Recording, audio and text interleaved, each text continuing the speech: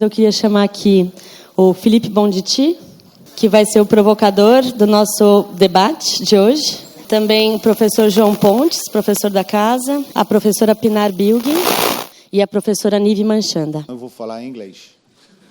Desculpe desse imperialismo linguístico, mas meu português ainda está bem ruim.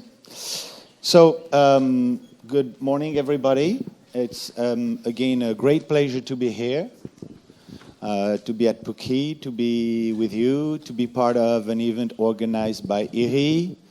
We will never thank enough those who made this event possible. Mônica, Manu, Jana, posso ver a Jana não está aqui, obrigado de novo. And we are here in this final, in some ways, and concluding panel. I'm speaking under the control of the organizers here so that we can wrap up a bit what we've done so far with you all here and also open up maybe for future discussions, transatlantic discussions possibly, we hope so.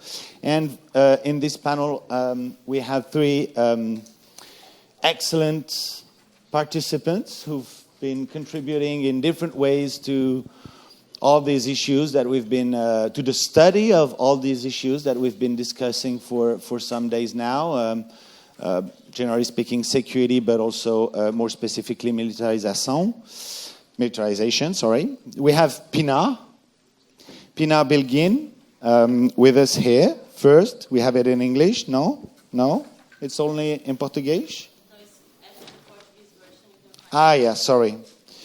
And Pinar holds a PhD in international politics from the University of Wales, Aberystwyth, and we'll see that lots of her work builds on the critical security studies, which it then opened up to some more post-colonial, decolonial perspective. She has an MA in international relations from Bilkent University and a BS in international relations from Middle East Technical University. She was a Woodrow Wilson Fellow in Washington, D.C., and a visiting senior research fellow at the King's College in 2013-2014. She was also a visiting professor at the Center for Contemporary Middle East Studies in the University of Towson, Denmark, and a visiting scholar at the Center for the Resolution of International Conflicts at the University of Copenhagen, then in 2015-2016. And now she is one of the associate editors of the International Studies Quarterly, and also co-editor with Monica Hetz of the Palgrave book series Critical Security Studies in the Global South. So prominent speaker here on those issues, and I mean, Pinar brought a lot. Then we have, I've read your stuff recently again, and there are lots of powerful things. We have João Pontes Nogueira aqui, bom, aqui é da casa, hein? Todo mundo conhece João aqui. Who holds a degree in economics from the Federal University of Rio de Janeiro, a master's degree in international relations from PUC-Rio de Janeiro, and a doctorate in international relations from the University of Denver. He developed his postdoctoral research at the University of Victoria, where he worked as a visiting professor. He has been an adjunct professor at the Instituto de Relações Internacionais, at PUC-Rio. And he was executive secretary and director of the Brazilian Association of International Relations, ABRI, between 2005 and 2009, of which he was one of the founders.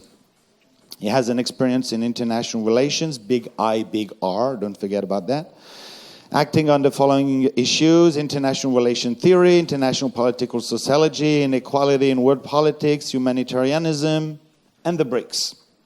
He was the director of the of IRI, Instituto de Relações Internacionais, aqui, and between 2008 and 2012, and the general supervisor for the BRICS Policy Center during that same period. Last but not least, he's been the editor-in-chief with Jeff Huysmans of the now famous journal International Political Sociology.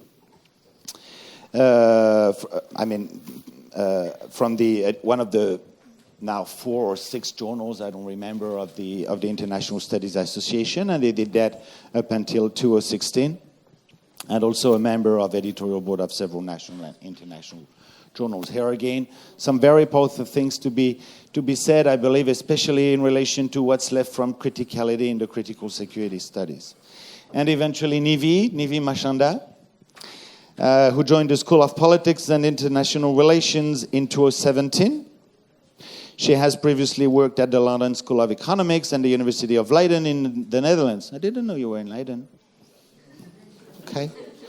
She completed a PhD in 2014 from the University of Cambridge, where her thesis, titled Imagining Afghanistan, the History and Politics of Imperial Knowledge Production. Nivi's research interests include post- and decolonial theoretical approaches to the study of world politics, and she is especially interested in the ways in which knowledge is produced and the race, class, and gender nature of both expertise and common sense. Although she does not have a regional focus per se, she is especially interested in the United States imperial interventions in the name of the War on Terror. And her new research project is on the radicalized nature of security, both in its theoretical underpinnings and its political praxis. Sorry for having read all that, but okay. So thanks to the three of you to be here. As Manu said, I think we're gonna gradually evolve in this discussion, starting with trying to get some general understanding, also having in mind all the students here, and especially those who just came into the university, a general discussion about security, so that we can get a sense gradually of how security, both as a societal issue and an object of study, turned out to become a tricky thing. And I think someone like Ken Booth has been one of those who pointed that in the late 80s, early 90s, but many others, and this discussion about the birth and the gradual development of critical security studies contributed to problematize that same concept of security, while at the same time gave rise to intense discussion about criticality. How to be critical, what does that mean to be critical, what's the purpose of being critical, up to this very recent time when some among IR starting to articulate the claim about some sort of post-criticality. And Iri PUC-Rio hosted a seminar last week, international seminar last week, on this particular issue. I don't think we need to say a lot about the post-critical thing, but yet, these are the 2 points in time within which we are going to gradually evolve so that we get an understanding of how security has been problematized, and therefore how, having problematized security, we end up with some questions about how to study militarization. How to study militarization in context, in various contexts, Rio de Janeiro certainly being one of these contexts. So if you're happy with this, I would be happy to maybe hear from you a few words about your own experience as a scholar, and explain how you saw security evolving, both as a societal issue, which actually was not first and foremost a societal issue, has not been shaped like that, and how this gave some space, a societal issue, but also an issue to be studied, an object of study, and how this gave some space for some critical approaches to security, which we can discuss a bit after. Maybe we can start by you, Pina, if you don't mind. 8-10 minutes? Yeah, you can take the time you need, and but maybe starting by 8-10 minutes is a good idea. Right. Okay, right. Thank you, Philip. Thank you to the organizers for the opportunity to be here, both Jana, Manuela, and Monica, but I owe another thanks to Monica. I've been here for a month. I've been teaching together with her a course on critical security studies. It's been a wonderful opportunity to meet students and to have the time and space to discuss with them critical security studies, and I'm seeing some of them in the audience as well. So I'd like to say thank you twice in that sense. Okay, the title of the panel is How Critical Are Critical Security Studies? I'm not going to start out by asking, by saying it depends all on the definition of critical. That's something that one can do, yeah? It all depends on what you understand by being critical. It may evolve into that. I can see that in Philip's questions and comments as well.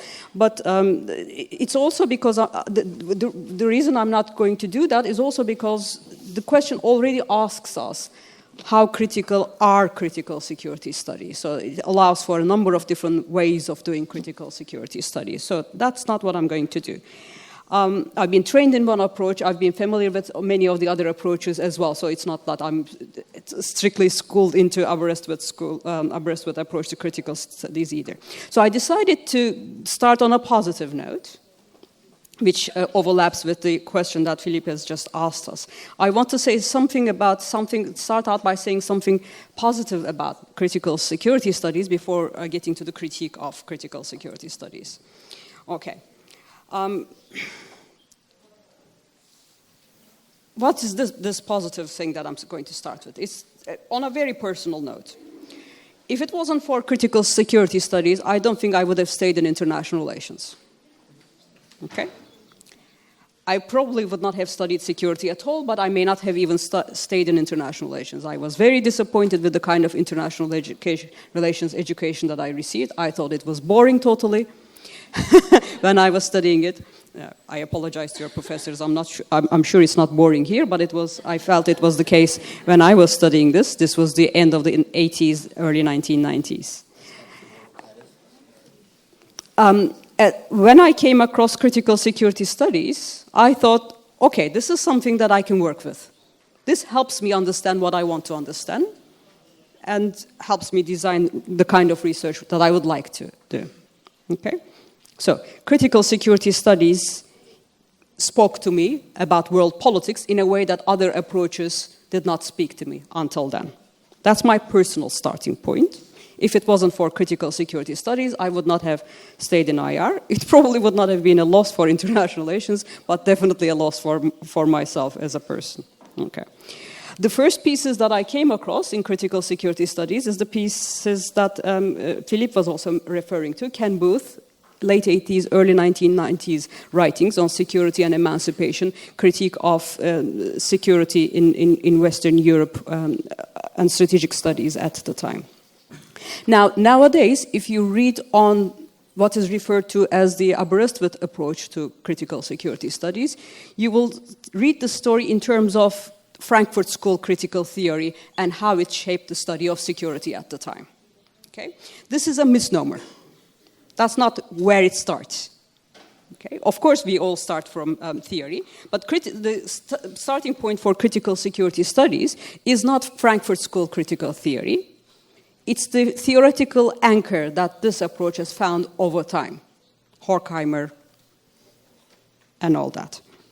The starting point for critical security studies, and you can see whether you find something that's relevant to you as well here, is the limitations of approaches to security that existed at the time.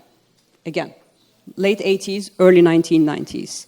Limitations of existing approaches in terms of thinking about insecurity in different parts of the world, formulating policies toward addressing those insecurities in different parts of the world. Okay? So the starting point is the limitations of the mainstream, strategic studies, and also the answers that other critical approaches were providing.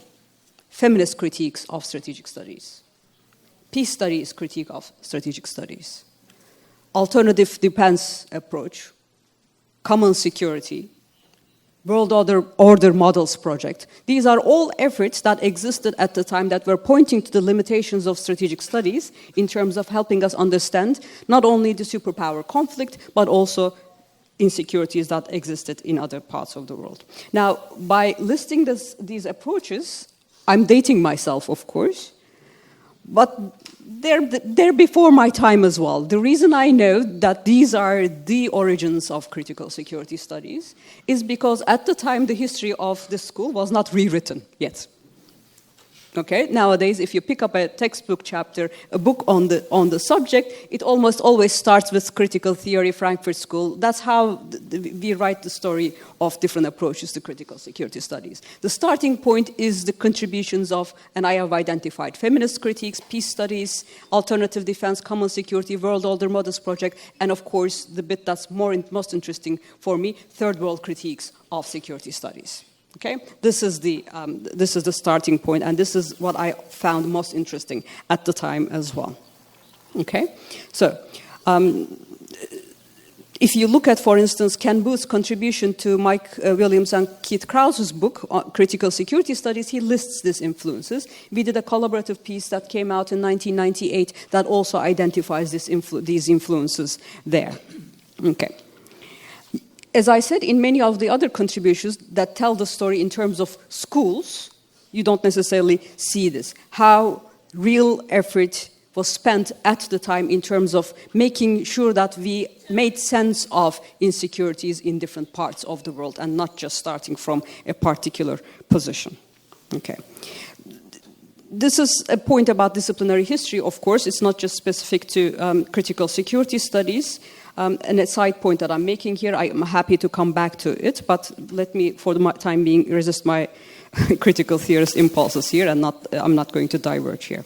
Okay, so I said something positive about critical security studies. One was a personal one, the other one is a disciplinary one. Critical security studies reintroduced some of us, reorientated some of us to the study of world politics, international relations, and more specifically, security. It brought together previous critiques in a systematic manner. And it was also critical, and I'm using this critical word in the everyday sense of the term here. It was critical in terms of challenging the authority of strategic studies to produce knowledge about security.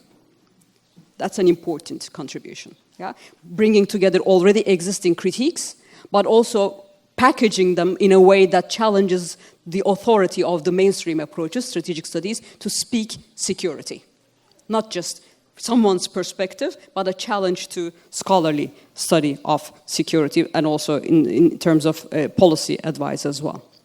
This is also allowed by, of course, 1990s, the rise of post-positivism in international relations, the challenge to positivist study of international relations as well. So the importance of critical theories in general, not just the Frankfurt School, but critical theories in general in this regard can't be denied in terms of challenging strategic studies' authority to produce knowledge about security. Okay? It's not the starting point, but that contribution can't be denied. Okay. In this sense, critical security studies, in everyday sense of the word, has been critical, it's been crucial. Okay. In terms of opening up the discipline to voices from outside Western Europe and North America, critical security studies has also been very critical. Okay. It's been very crucial in this sense. It opened up the field to contributions from outside. But opening up the field to contributions from outside also made more visible the existing limitations of our critical approaches. Yeah? We realized that some of the aspects of the consensus about security knowledge were challenged very successfully, but other aspects were yet to be challenged. We became increasingly aware of our limitations as we were attempting to address those limitations. So that's another important contribution. K.J. Holsty had asked in the early 1990s, who does the theorizing? Yeah, and he was asking this in relevance to international relations, not just security studies, but we can ask the same question with reference to critical security studies as well. Who does the theorizing? Who are the authors of the articles that you get assigned in the texts, in the classes that you take on international relations and security studies? We can reformulate this question as well, and you can ask, whose thinking gets to be recognized as theoretical? Okay? Whose thinking gets to be recognized as theoretical?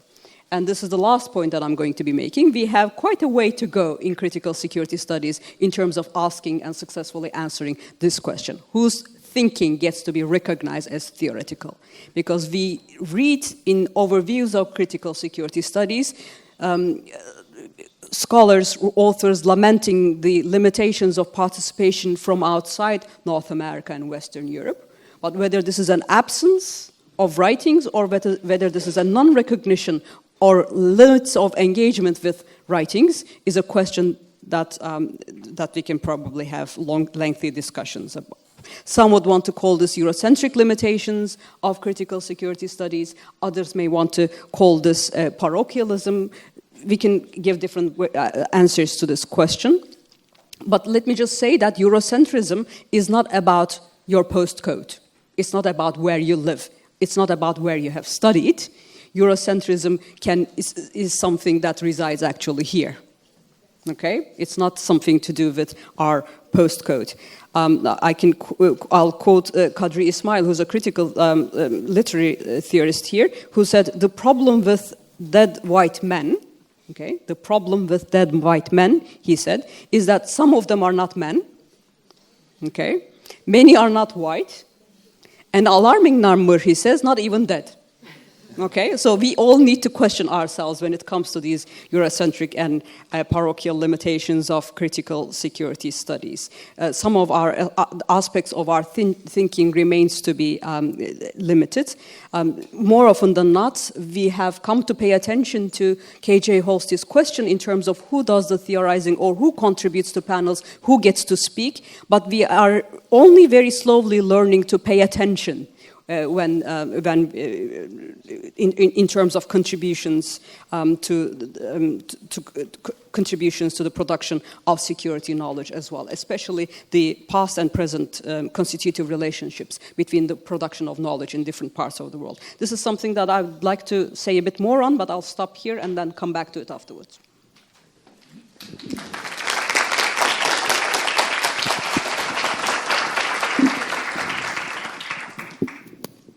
Thank you so much, Pina. I think it was a very nice panorama you made of how critical security came into the picture. I mean, you insisted a lot on the question of theory, and I loved when you said we all start from theory. So if you can also say a few words more after about this, that would be fantastic, as well as, you know, the proper contribution of third world critique of security studies and to security studies will be, I believe, extremely helpful. I hate being a sovereign, but sometimes it's necessary. So, can you help me being a sovereign? Who wants to go then? João, Nivi? Oh, you're not helping me at all, huh? You didn't ask me to play. Because you were right next to me on my left. Nivi, you're happy to go? Okay, then Nivi, I would say more or less the same than Pina, okay. You know, in terms of... Thanks. So first, let me start by thanking the organizers. This has been really great. I'm really pleased to be here. It's been an amazingly organized workshop. This doesn't happen in the UK very often, so my surprise is all the more greater for it. Everybody who's been involved, Manuela and Monica and Jana, but also Vittoria and Claudia and the translators, it's all been absolutely excellent, so thank you. Some of what I'm going to say is actually quite similar to what Pinar has already said, so I'll try to differentiate myself a little bit. My first reaction or gut reaction to how critical is critical security studies is not at all. That's how I've been trained, and thankfully people like Pinar have won that battle before me, where we're not just studying strategic studies. So a lot of what I do, or what I've been trained in, has already been far more critical as a starting point, and therefore critical security studies perhaps pales in comparison to more radical approaches. But I don't want to be unfair to critical security studies, so what I'm going to do is start in the opposite direction and talk about how it's not very critical, and then perhaps say a few words about how actually what it's opened up are avenues for more radical critique and how that's also important. At the outset, I'm understanding critical security studies not just as the Frankfurt School-inspired Welsh or Aberystwyth school of thought, Pinar's already mentioned, but as critical as a broad umbrella term that encompasses feminist security studies, the Paris School, for instance, also some securitization critiques. Basically those that were critical of hegemonic or mainstream approaches to strategic security studies. The other thing I want to say is that lots of excellent work has been done in critical security studies. And so for me, the question is not, is critical security studies relevant, or is it germane, or is it important, but more, is it radical, is it critical? And personally, those two questions are interlinked as far as I'm concerned, but they don't have to be, and I recognize that they're not for everyone. So my first critique of critical security studies is that the assumptions that inhere within it are often already racialized or Eurocentric. So even when we are talking about critical security studies, we're talking about states and their relationship to groups of people, and those that speak about those groups of people are in positions of power, whether that is coming from the third world. Again, Eurocentrism is something that can be experienced in India as much as it can be experienced in Italy. So I'm not saying Eurocentric means being situated in Europe, but the ways in which we have internalized knowledges of the Enlightenment, for instance. So it's always already Eurocentric and therefore racialized, and I can come back to this. The second one, which is connected to racialized, is the ways in which it's gendered. And I recognize that feminist security studies has done a lot, but it only goes a certain way. So there's critiques of patriarchy, but we don't often, when talking about critical security studies, look at who the victims of some of the worst gendered violences are. And those in the US, for instance, or in Britain, are trans women. A queer security studies that is attentive to those modalities of war is yet to be a fully fledged emergent discipline.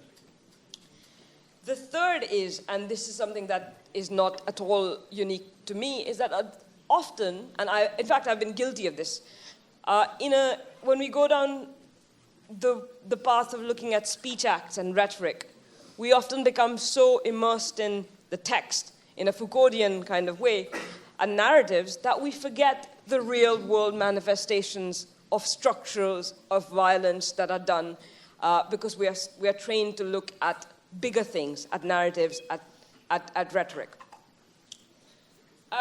And the fourth, and this is probably my most controversial point, so you can argue with me about this, is that critical security studies is ultimately a cerebral academic enterprise. So those theorizing, and Pinar has already spoken a little bit about this, are sitting in rarefied academic halls, as am I. Those that are actually at the end, the receiving end of the violence of security, whether it's in Palestine or in prisons in the US, they don't often make it to security studies. And it's not that they're not writing about these things. Angela Davis is a great example of somebody who's emerged from that tradition, but whose work still isn't cited as broadly as might be in other disciplines. Or those working against border militarization, whether that's in the US or in Palestine. Again, those kinds of voices are sometimes filtered out of critical security studies. The last point is a double-edged sword, so critical security studies emerges out of international relations. And international relations is largely an uncritical enterprise. And therefore, I'm trained in international relations, and therefore I think the thing with critical security studies that makes it both critical and uncritical is that it's emerged out of international relations, so it's uncritical, but it's very critical in that it's speaking to power in quite critical ways. So it is taking a discipline that has been largely based on uncritical assumptions and saying, you've studied this wrong. Maybe it hasn't pushed that boat far enough, but it's making that first logical step. And some radical scholars often forget that those steps need to be made to be able to come back and say, everything is racialized, everything's gendered, everything is, right? So for that reason, it is more critical than it is often given credit for. And the other thing that's linked to that is it's one of the only imports of international relations to other disciplines. So IR often talks about being interdisciplinary, and it is, but it doesn't.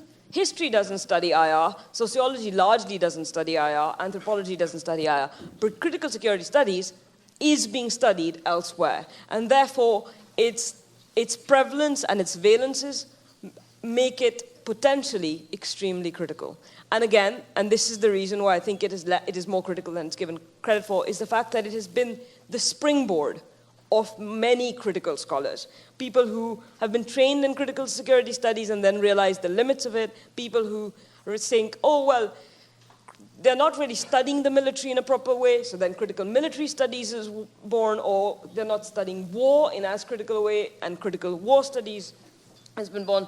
So the resistance that critical security studies has created has led to some very, very critical work, and therefore it should be given credit for being more critical than we often make it. I'm going to just give two examples of what I think, why critical security studies is critical, and also why it's not, or why it's not as critical as I'd like it to be. The first is that, for instance, critical security studies takes environmental security very seriously. So we're talking about disaster, we're talking about ecological problems, we're talking about refugee creations, we're talking about big businesses and overconsumption.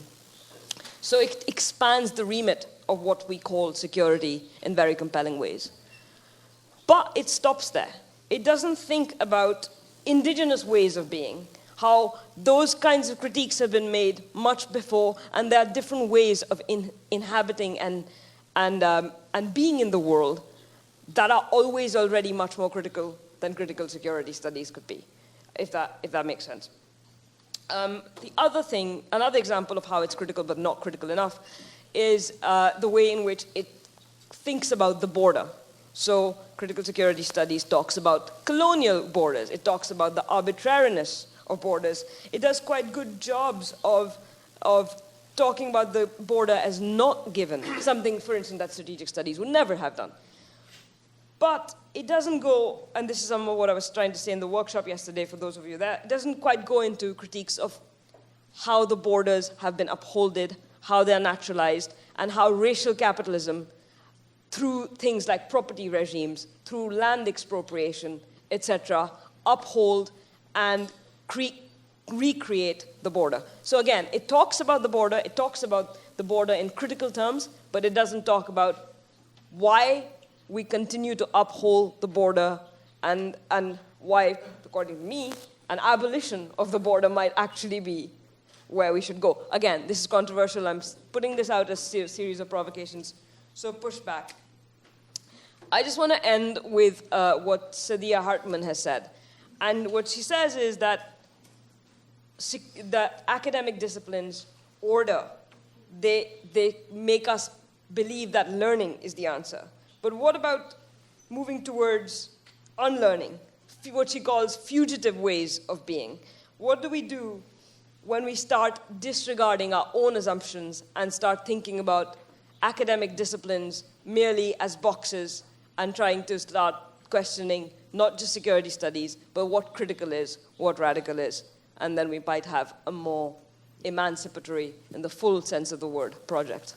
Thank you.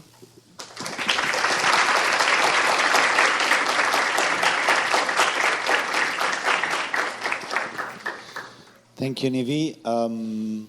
I took note of three things in particular among the very interesting thing you said and also quite provocative. Let me first start by saying that I'm all with you on the first point about how critical security studies have come to deal with environmental issues and not bringing enough indigenous perspectives. Indigenous ways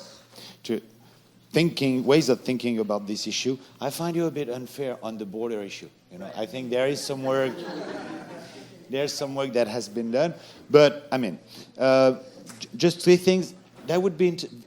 I would be personally very interested in hearing you saying more about the internalization, for example, of what you refer to as enlightenment. Echoing here what Pina had said a bit before. This suggests that obviously there were other options. So what were they? How can we bring them to light? And what is the impossibility at some point, if there is any, to do so? And another point, I mean, what you do is basically, in some ways, possibly dialectically suggesting another overarching concept of criticality. So, critical security studies are not critical enough, and we need to push that criticality, and therefore with what concept of critique? If you have a few words to say, that would be very helpful for me. And now I'm turning to João, and I suggest we basically proceed the same way. You have your 10-15 minutes, and in ways you can... 8 to 10, sorry. I'm already on the format of yesterday. 8 to 10 minutes. Yeah, thank you, João. Thank you, Nivi. Thank you, Philippe. Thank you to the organizers for the kind invitation. I will warn you that I'm not a security researcher. I don't really work on security. I work more on theory and political sociology and try to think about what does it mean to be critical or to do critique in international studies today. And there's an unease, I think, about the whole discussion on critique today, because there's not a lot of clarity about where do we do critique from, who is the we, hello? Yeah. So who is entitled to do critique, or at least who is the we that usually we talk about that does critique, and from what places we do critique, and whether what we do is really critical, and how do we actually evaluate what being critical is. So this has been it's not a new debate. The notion that critique is under fire, or that critique doesn't deliver enough as a way of thinking about politics, a way of thinking about the paradoxes of contemporary international politics, a way of thinking about how do we go about action, agency, about transforming the world. All these questions have been placed for the last decade, 2 decades at least, by thinkers who are not satisfied, either with critique's hermetic way of going about phenomena, but about theory itself. So there's a lot of critique about theory, and critical theory especially being self-referenced, being too abstract, being too involved in its own internal debates, being too inaccessible to practitioners, being too academic. So these are attacks on critique that come, at least from the 60s and 70s. I come from a place where we think about the critical lineage, at least from the times of the crisis of Western Marxism. Right? The inability of critical thinking from a Marxian tradition either to reflect about historical change without getting trapped in some kind of historicism or some kind of functionalism coming from the notion of structure or some kind of materialistic determinism. All these failures, which are very important historical failures of the most important modern critical tradition in international thought or in political thought, which is the Marxian tradition. All these failures is something we have to look at when we try to put our finger on where does the dissatisfaction with the present state of critique come from? Because in one way, that crisis was a crisis that critical thought never came out of. Because it also meant that we cannot think about capitalism in the same way anymore. Because the contradictions of capitalism were not thought of anymore productively as a way of conceiving how history moves forward, how contradictions play out, how politics and the struggles on politics define subjectivity or constitute subjects, how we go about thinking about what does it mean to criticize ideologies and forms of domination. So all these crises of the critical tradition inform what we came to know as, well, the post-structuralist movement, right? Which is not as much concerned with the totality, if you want, of the capitalist system or world politics or the international system, but it's more concerned with decentering power, decentering the subject, displacing the sites where politics happen. So in a way, the crisis of this very large critical tradition that we could place from Kant, Hegel, Marx, right?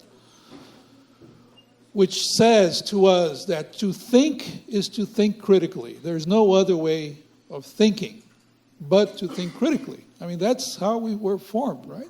The only way to think and not reproduce what is, to think non-dogmatically, to go beyond the dogmatic image of thought, is to think about the limits, right, of our own thinking, the limits of that social relations impose on the action of subjects, the limits on our way of seeing the world and constructing the world in non-alienated ways. So all these efforts to think critically, at least to think about the world, came into a big crisis with the failure of Marxism to think about revolution and change and the state and capitalism and so forth.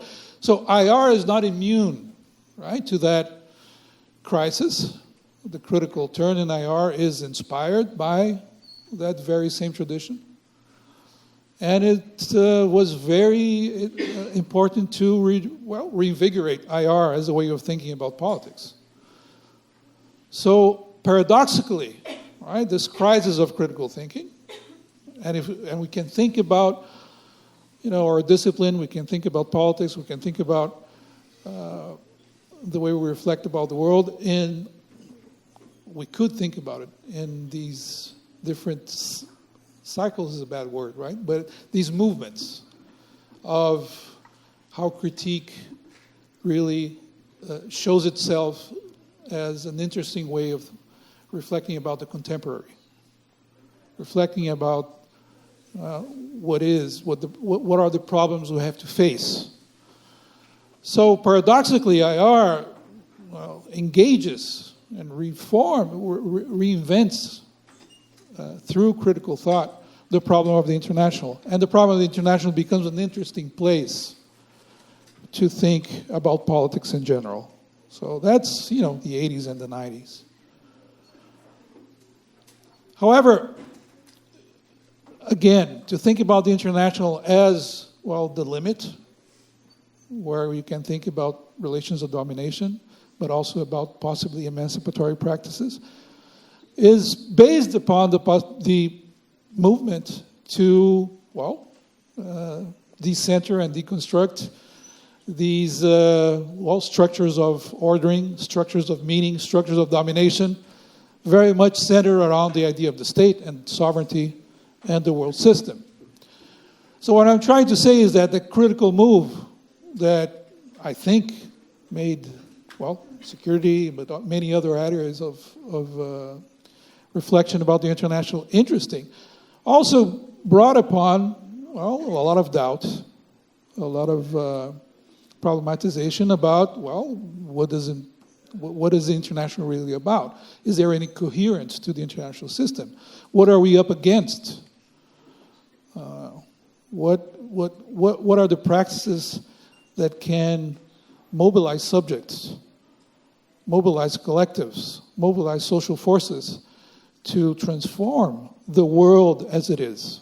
So there's a lot of self-doubt in that movement that comes from, what critique meant. Critique meant, pulling the ground from below us, going against the foundations of our very conceptions of action and transformation and practices.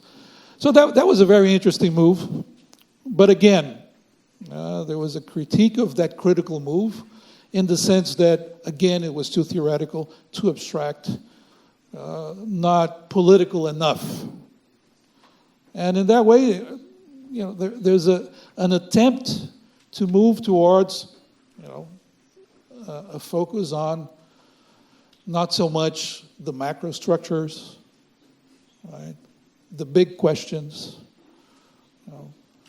problems of ordering, problems of defining the structures and the architecture of the world system, but more to, if you want, the situated, the everyday practices, how politics plays out in relationships that are not structured by some general ways of producing meaning and more vertical ways of thinking about authority, but more on the micro, on the everyday.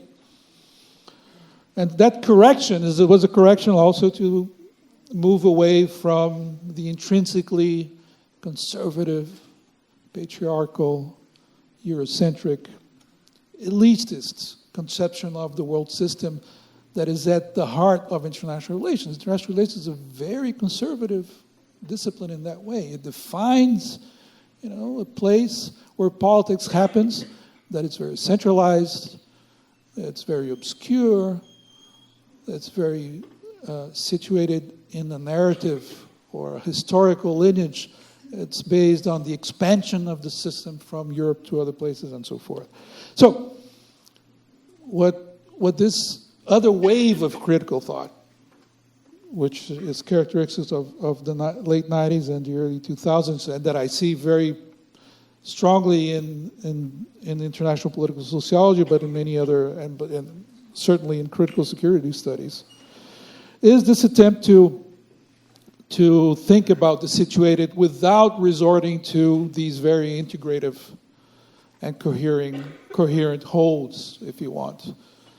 These macro structures that helps us to interpret and signify what's going on the terrain.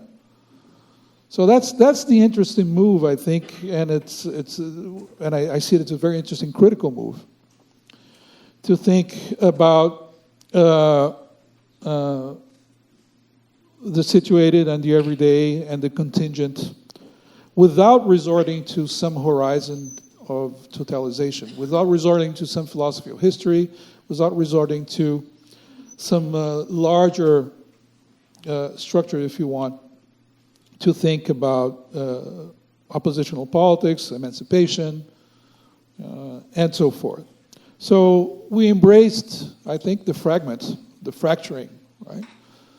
The displacement, and that opened a lot of ground to think about relationships that were excluded from international thought at all, that were not important, that were not relevant. So you know what I'm talking about, right? But it also opened up a lot of interesting ways to think about violence, to think about dogmatic claims about truth, to think about salvation or messianic decisionisms. All this, how can I say, residue from these old theories about grand narratives and grand transformations. So that was, I think, the interesting move which came out of the critical turn. Some call it post-critical. I'm not sure if it's post-critical. But certainly it's a move that allowed for a great deal of interesting research on different kinds of ways to do politics, different kinds of ways to go about criticizing relationships of power and domination. So how do we go about then thinking about the contemporary and the international today? I'm out of time, right? Yeah, thank you. So if we think about the discipline, if we think about the contemporary, if we think about what's going on in university, in academic institutions, if we think about, the everyday violences, censorships, the everyday constraints we have to actually think about the world. If we think about that in terms of how critique plays out in these everyday practices, in thinking about problems, in thinking about how we go about changing things. So if critique is a reference, and I think we are in a new, maybe perhaps in a new dilemma, given, I think, contemporary trends towards authoritarianism, violence, the emergence of the new right, that pull us again to think about the macro, about global orders, about global threats, about the state. These very structures that the previous, or at least the other line of critical thing, try to go against. So there is and that's the challenge, I think, to think critically today. How do we go about criticizing the contemporary forms of domination, violence, ultra-violence, racism, exclusion, without falling into the old ways of totalizing, reinstating as some sovereign subject, reinstating the people as the subject of historical transformation, with all the risks that entails. I think that's the challenge of critique today. But I would stick to critique as a way of still resisting fascism, if you want, without necessarily incurring in totalizing forms of thinking about politics. Thank you.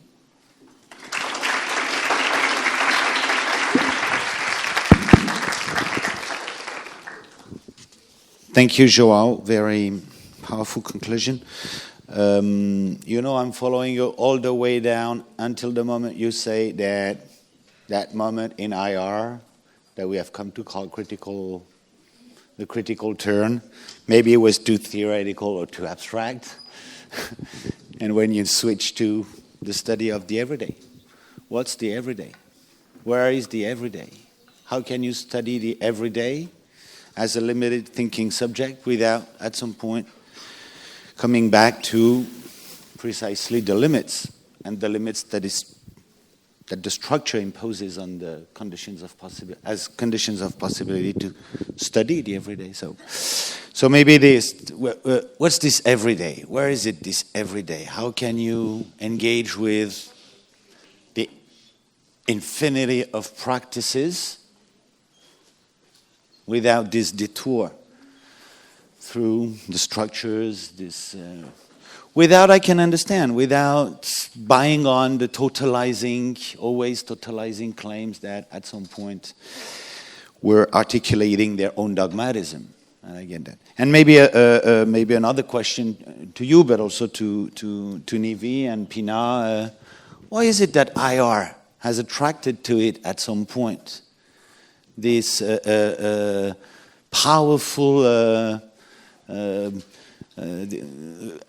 criticality, I don't know, that we can hardly see in other disciplines in such a diverse way?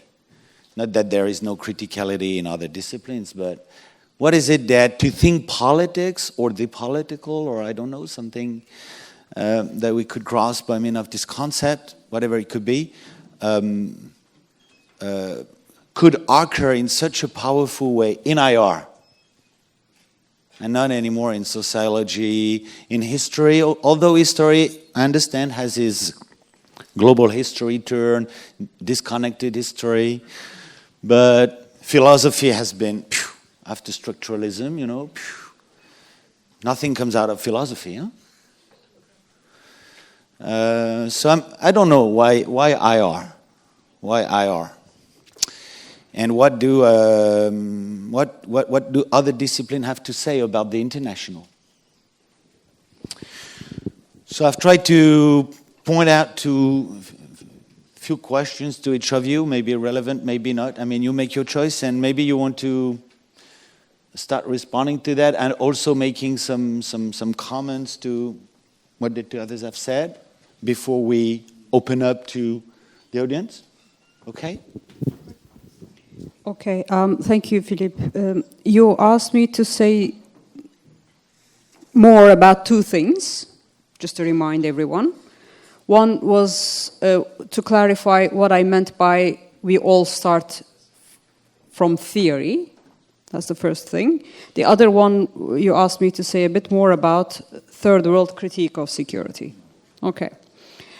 So when I say we all start from theory, I mean two different things. If you're lucky enough to be trained in thinking theoretically, you all already know that you're starting from theory, but we're not all that lucky to be trained in thinking theoretically. It takes training to see how we see the world through theories. Okay? That's not how I was trained, for instance. Okay. We need training to see that there's always theories that shape the way we see. What is it that we seek to understand? To inform our thinking, further thinking, and to inform our research. Now, here I'm operating with a broad definition of theory, of course. Yeah? An understanding as to how the world works. If racism informs your thinking, you have an understanding as to how the world works. If patriarchy informs your thinking, then you have another understanding as to how the world works. Class struggle. Joao may have more to say about that. In IR theory terms, Waltzian realism sees one world. The hierarchy of Bandung sees another. The Bandung Conference sees another world. Yeah? So this is what I mean by when I say we all start from theory. When we're trained to think theoretically, then we learn how to make more systematic use of theories, pick one, or learn how to make use of different theories over the years. Okay, more systematic approach of particular theory to organize our thinking and our research. Okay. The second question, third world critique of security. Three issues. There's more, but I'll highlight three issues. One of the issues that third world security scholars raised from the beginning was that security in the third world was not only about defense against threats coming from outside the state. Most of the time, threats to security were coming from inside the state. Yeah. Okay. So those of us who are located in some other parts of the world understand this very well. That threats may not necessarily be coming from your neighbor, but may be coming from inside. So this is one of the points that third world critique of security studies has made. The external focus of strategic studies is not enough. We need to do more in terms of thinking about not only inside, but also the relationship between inside and outside. Okay. Another contribution that third world security scholars made was the need to study societal aspects of security. Not only non-military aspects of security, but to study societal aspects of security. To think of the society as the referent object of security, not just the regime or the state. I have Bhagat Korani's contributions to study of security in the Arab world in mind. We do not always, unless you're interested in security in the Arab world, you do not always hear about his contributions, but he is one of the earliest authors to talk about the society as a referent object of security. Not always in opposition to state, but sometimes in terms of trans-state society of Arab peoples as a referent object of security. Yeah. Okay, so that's another contribution. A third contribution that they made is to think about state as an unfinished project. Now, this is familiar, isn't it? This is also the post-structuralist contribution to the study of security. Think of the state as an unfinished project. Third world security scholars were initially talking about this as well, but where they have had limited influence is that they have limited their critique to the study of security in the third world, as if it is only third world states that are unfinished. Okay, so in this sense, their influence on security studies in general and critical security studies in particular has remained limited. They made a limited critique that secure state in the third world is an unfinished project. It has to be treated as such. But we learn from other critiques that state is an unfinished project, full stop. Okay? It's always the relationship between the inside and the outside. I can point to a number of scholars who has made this point over the years with reference to Australia, with reference to the United States. Yeah, these are not your unfinished third world states. Okay, so but the third world security scholarship, notwithstanding its important contributions, has had a limited influence in terms of its limited targets. They have not theorized beyond their immediate areas, and their contributions were not always appreciated from outside in terms of contributions that had potential influence from beyond third world security thinking as well. So why is it that IR attacks this powerful criticality that we can hardly see in other disciplines? This is something an answer needs to be informed by more knowledge about other disciplines, I feel. So I'm going to leave it to my fellow panelists to attempt. Thank you, Pina. Nivi? Yeah, hi. I'm going to start with why IR attracts criticality. Do that. And I want to say it attracts criticality because it comes late to everything. So other disciplines, geography, literature, history, especially cultural studies, they've already done this. And then they move on to the next thing. And soon IR will be post-critical. It's just catching up. So that's a tongue-in-cheek kind of answer. The other thing that I think that has happened is people have actually stuck with criticality, and therefore there's more and more. So, those networks of criticality that might have been encamped or marginalized in IR have made such a space for themselves that they are very fast becoming mainstream. So I can't quite, it's not...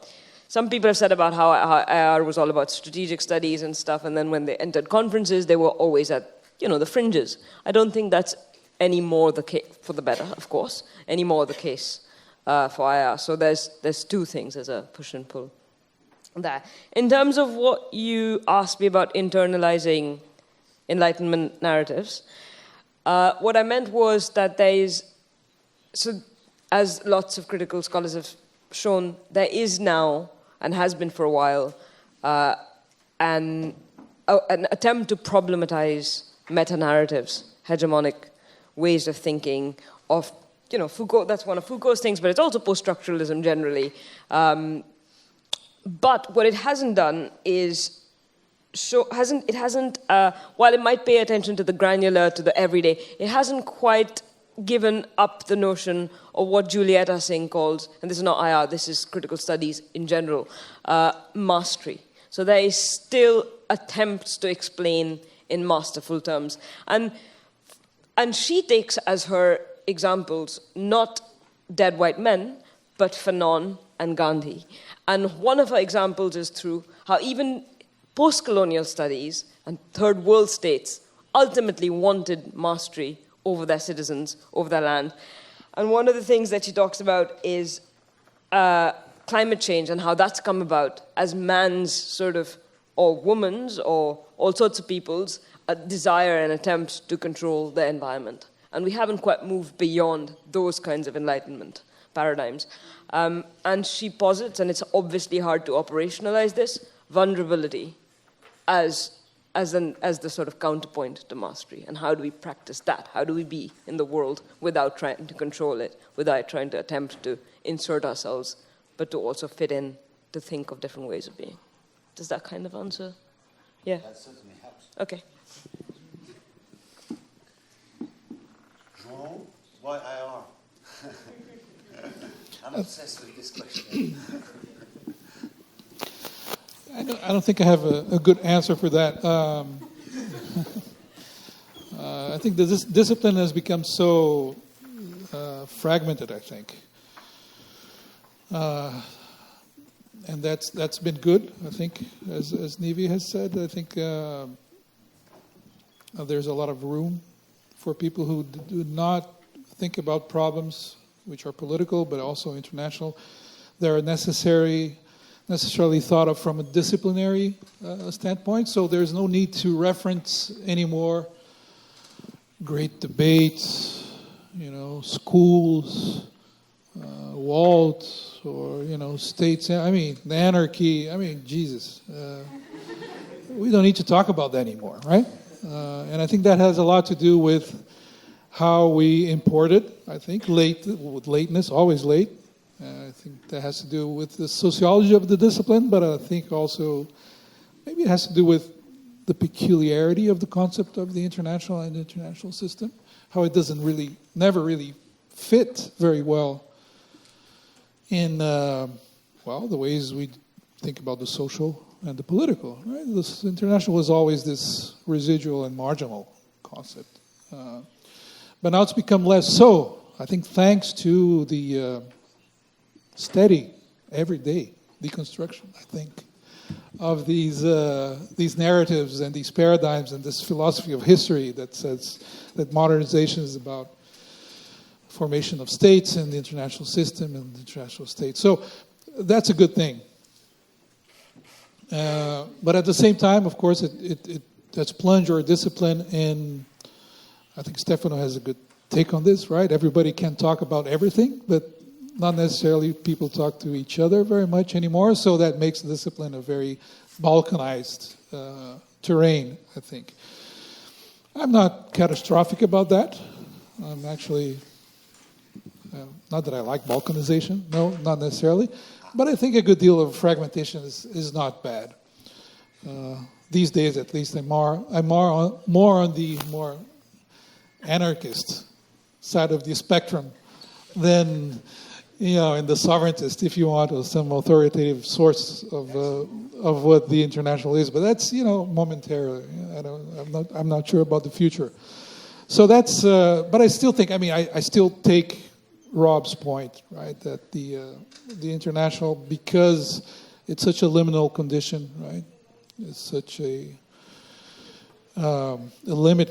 It expresses so well the limit condition of modernity that it's in a way a very, perhaps the most interesting place to think. Not the discipline, right, but the international is a place to think about our condition and how we cannot be modern anymore, or the antinomies of it. So that's about IR. And then about the everyday, I think, after Cynthia was here, I'm afraid of talking about the everyday, right? So, and Matt was here. It's just that I think my point here is more a point that tries to privilege the fragment instead of the structure, but not to give away structure. It's a way of rethinking structure.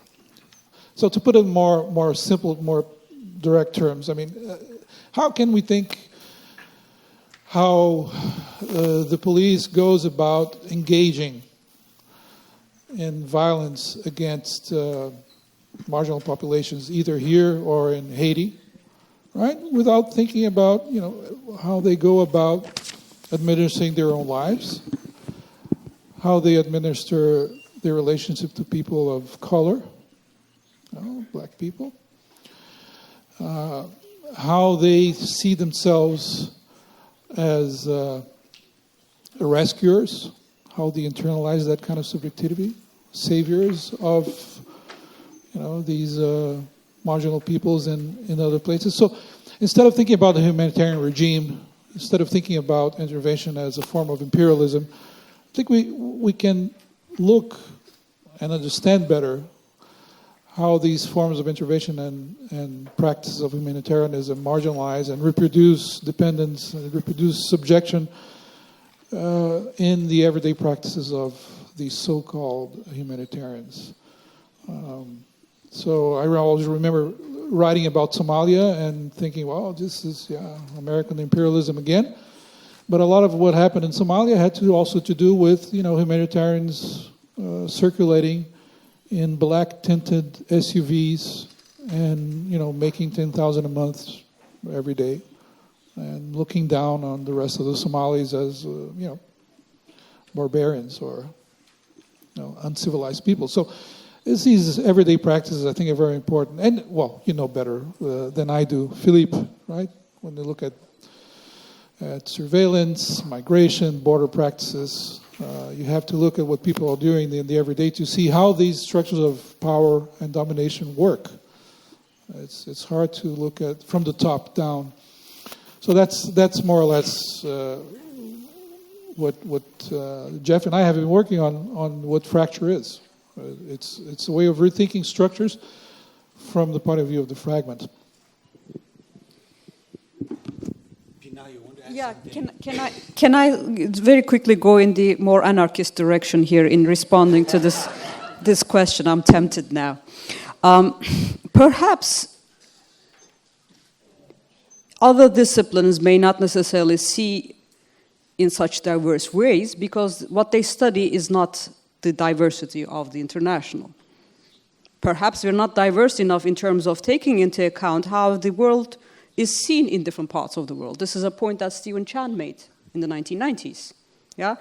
We do not take the international seriously in terms of how different actors may have different ontologies. They may understand time differently. They may have very different understandings of how the world works. You may approach this in terms of everyday international relations, but you may also just focus on our respective presidents and how they understand how the world works.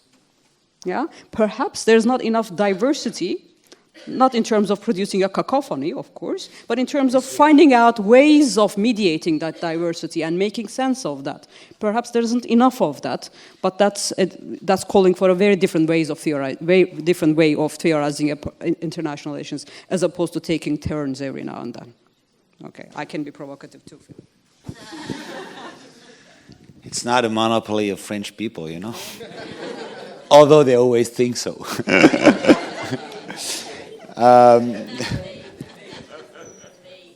Eu sou carioca.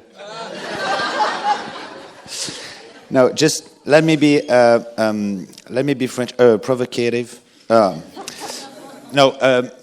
In a way to maybe make a transition to the questions coming from the audience, I would say, all with you, João. How does police engage in violent actions? You made a nice reference to what I'm laboriously trying to do with surveillance, or what some others do with border. And here you already have a concept of police. You already have a concept of violence. You already have a concept of action, and even possibly a concept of engagement. And which ones? And what if eventually those concepts don't grasp anymore the the endlessly transforming everyday practices that we precisely want to study? That's my difficulty, and therefore, for me, the radical impossibility to engage with the everyday as such. And I find the three of you very harsh with IR, and I'm going to be the devil's lawyer or the devil's advocate. It's a very young discipline that has had a tragic trajectory. I mean, epistemologically, it basically died 30 years after it was born.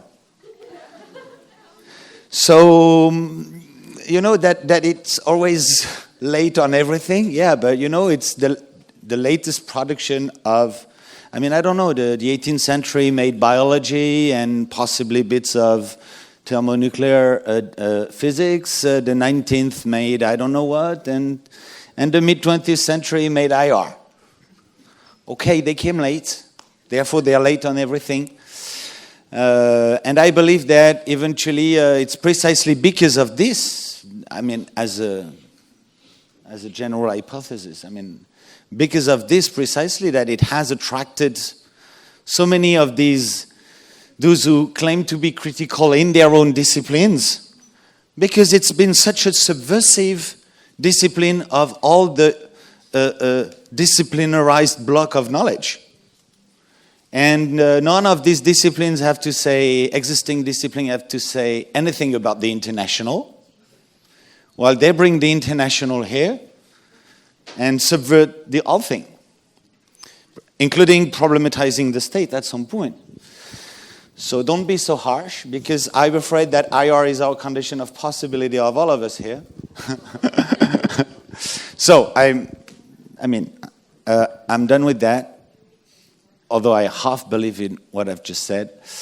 And I open the floor. I see questions.